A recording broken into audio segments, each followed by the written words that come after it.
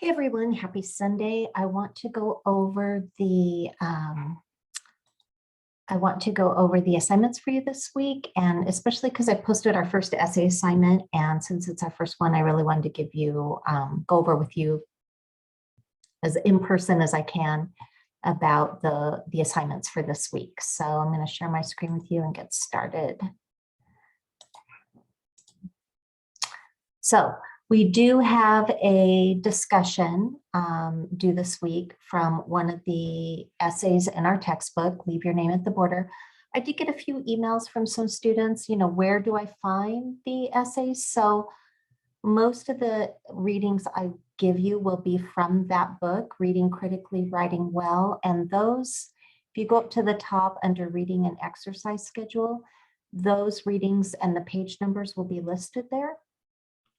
If it's not in the textbook, I'll make that clear and give you a link to that other reading. So then the other thing I want to do is go over the first essay assignment. So I'm going to click on that. It's not due for 2 weeks, but you do have an outline due next week. So this is a reflection essay similar to the types of papers that we've been reading. We do have to follow the more strict essay guidelines. So it's a 2-page essay, don't go over 3 pages, and it's a reflection. It needs to be in MLA format, which includes margins, spacing, headers, page numbers, all of that stuff. I have a downloadable sample in the resources if you want to use that. So one of the reasons this essay can be helpful, a lot of you, if you're going to apply to a 4-year, a lot of those places ask for some sort of reflection, personal essay. So this can sometimes be used for that. You might have to change it up a little bit when you actually apply, depending on what they're asking for. Sometimes even jobs will ask for some sort of writing sample.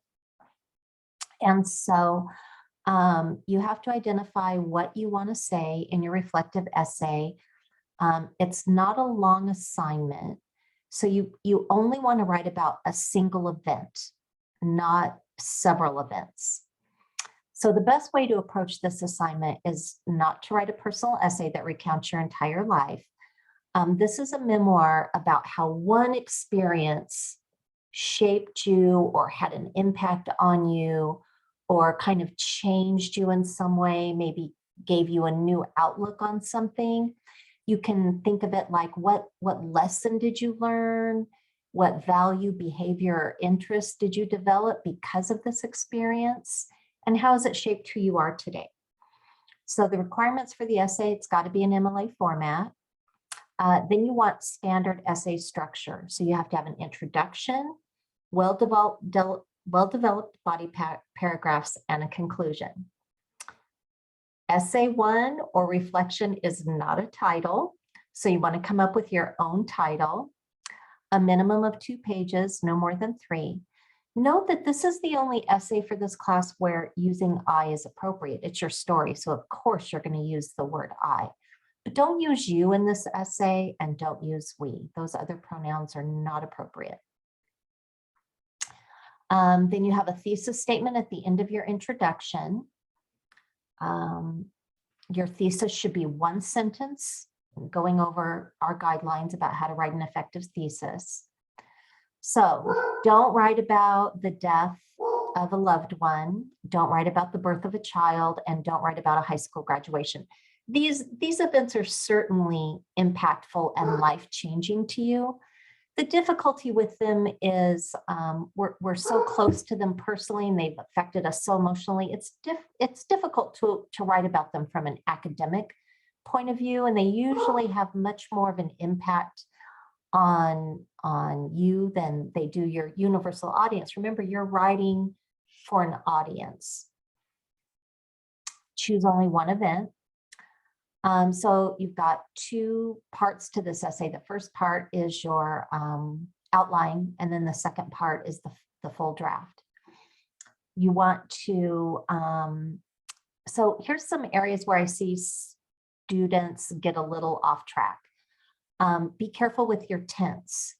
In other words, sometimes when we're writing about something that happened and it's really we're kind of in the moment. Maybe we're writing about a car accident, right? And so we're in the moment and we start writing about it. And then we become so in the moment that we start writing as if we're there in present tense, but then we switch to past tense and we switch back and forth. So you want to stay, usually we write in present, or I'm sorry, in past tense. So this happened to me a week ago, 2 weeks ago, a year ago. Also, don't think of this essay as your opportunity to teach a lesson. That's not what this essay is about.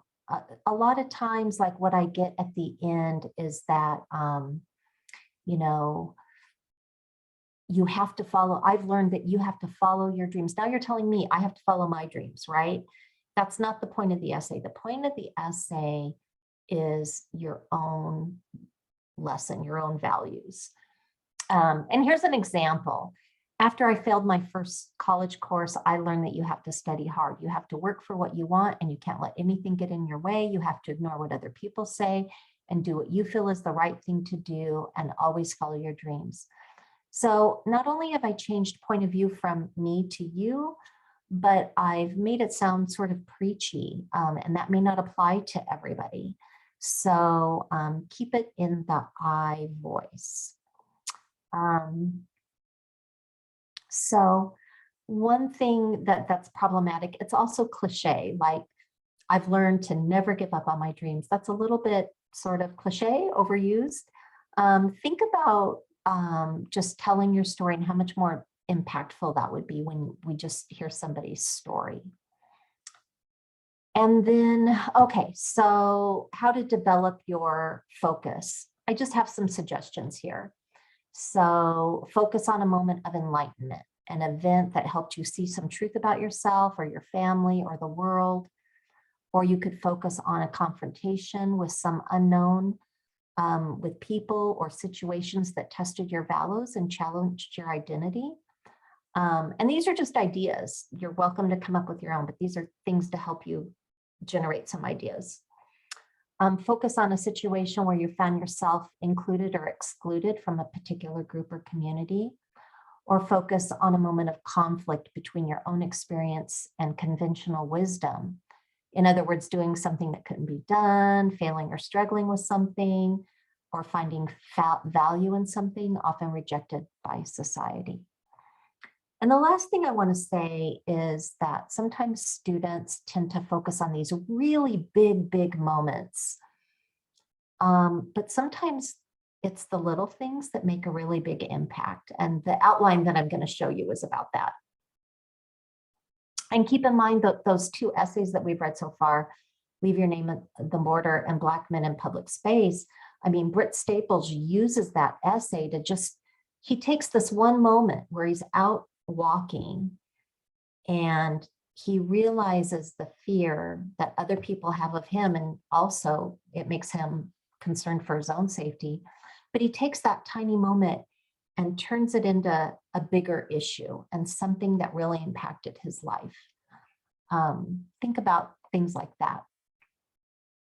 And then I want to share with you the grading rubric. I think often students forget to look at the rubric, and it really takes the guesswork away as to where points are assigned and what I'm being graded on.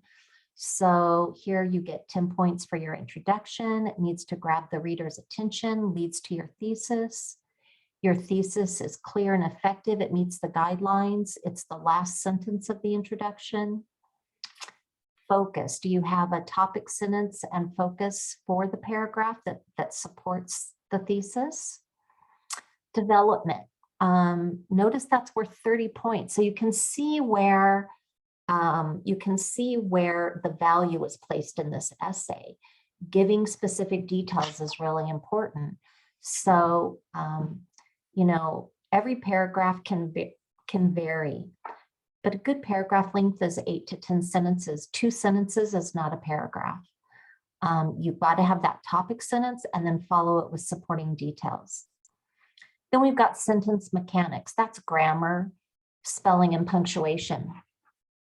So for that, what I want to say is, you know, if you have a couple of comma splices or something, that's not a big deal. at all.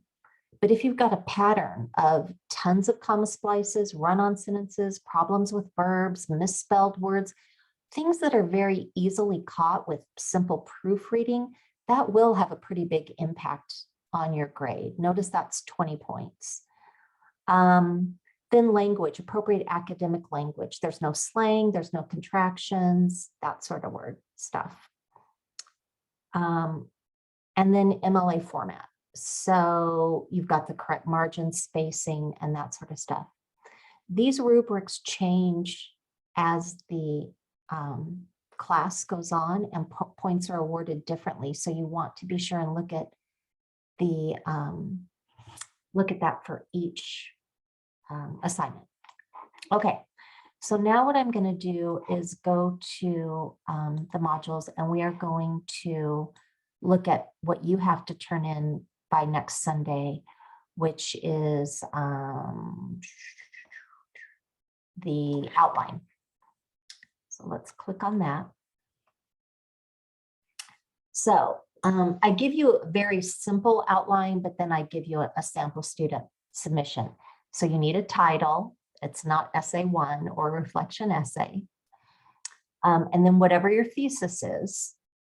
And then paragraph 1, what's the point you want to make? What's the topic sentence? And then give supporting details.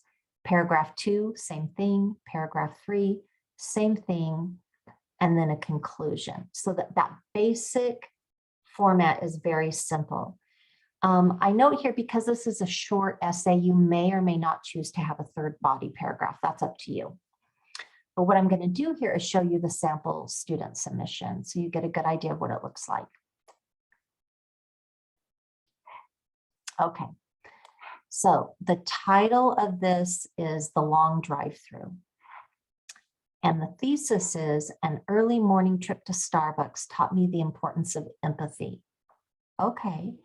Remember, the thesis is not a surprise. You don't want to wait till the end of your paper to tell. You're going to tell right up front, this is the lesson I learned. And then you're going to go back through your paper and prove how that came about.